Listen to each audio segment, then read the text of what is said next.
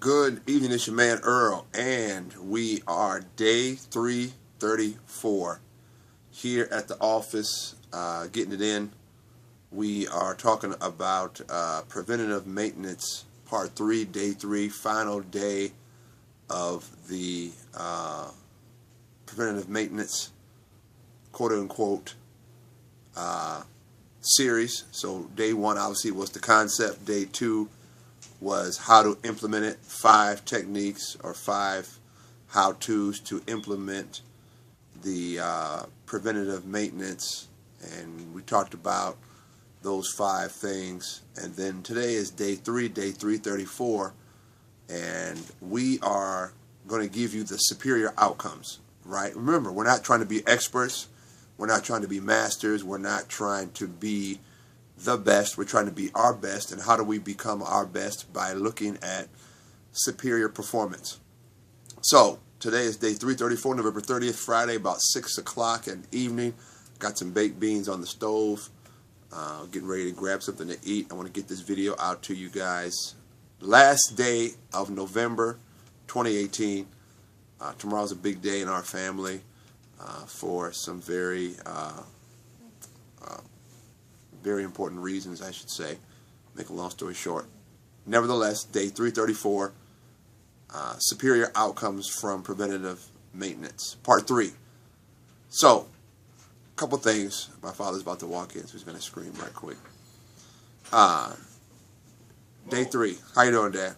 Day 3 and superior outcomes is what we're looking for. So when we talk about preventative maintenance, number 1, we are looking at increasing our reliability, right? So when you look at preventative maintenance, you are in a sense saying to yourself, I'm going to become more of a reliable person.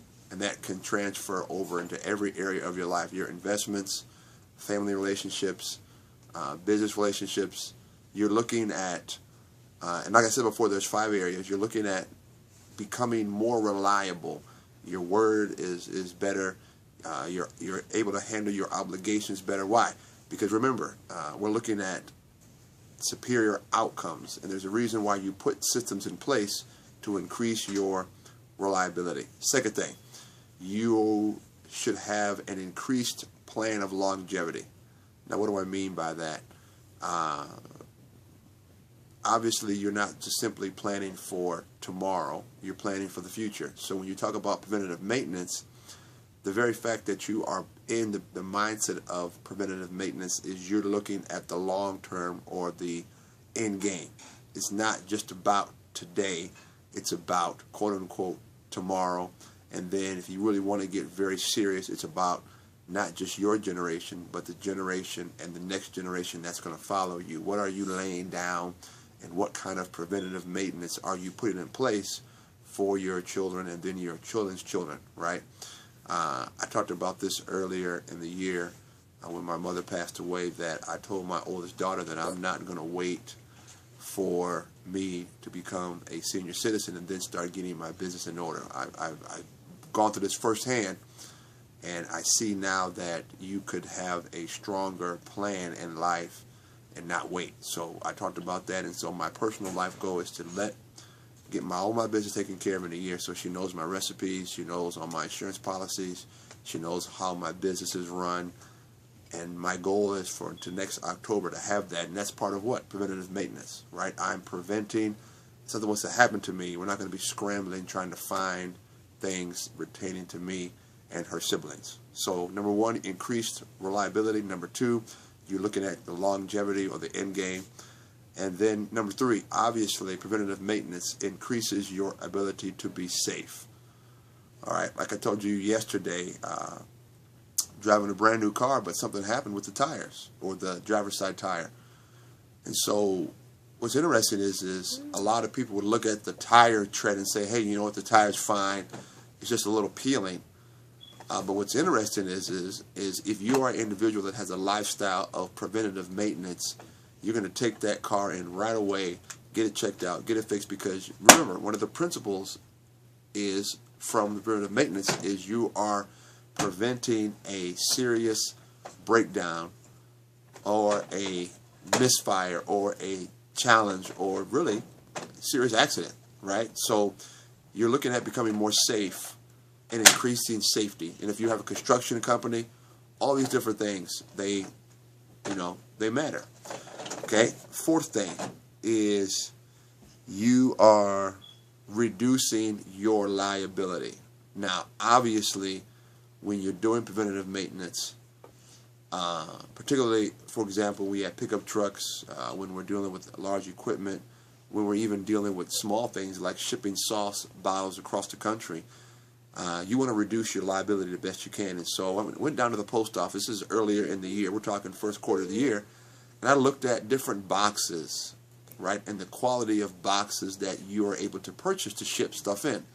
So you could go real cheap, or you could spend an extra 25 to 30 cents and get the harder corrugated boxes that could withstand certain pounds of pressure. So I asked the postmaster, I said, what do you recommend? He said, well, to be honest with you, sir, anything that is handled by the postman that comes to your door can be up to almost 70 pounds. And I said, wow. And I asked him, I said, why is that important? He goes, well, remember, you see us handling your package gently because we're at the counter.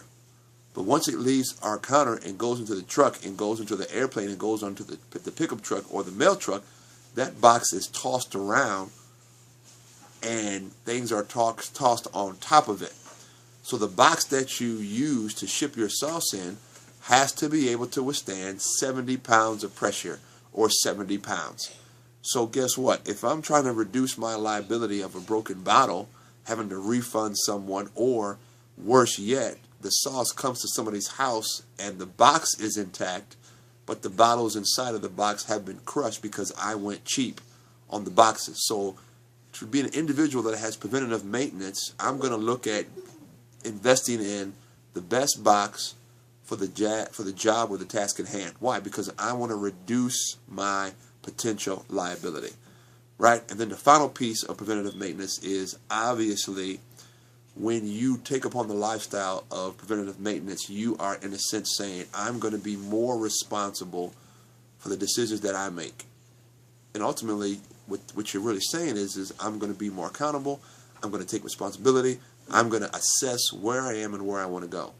Okay, so those are the 5 superior benefits from having a lifestyle of preventative maintenance. Number 1, you become more reliable. Number 2, you have an end game or a longevity mindset. Number 3, you are increasing safety. And remember, this is a principle that goes across your life board, right? Not just in business, but potentially in your marriage, potentially in your dynamic and family. Number 3, you look at safety as an issue.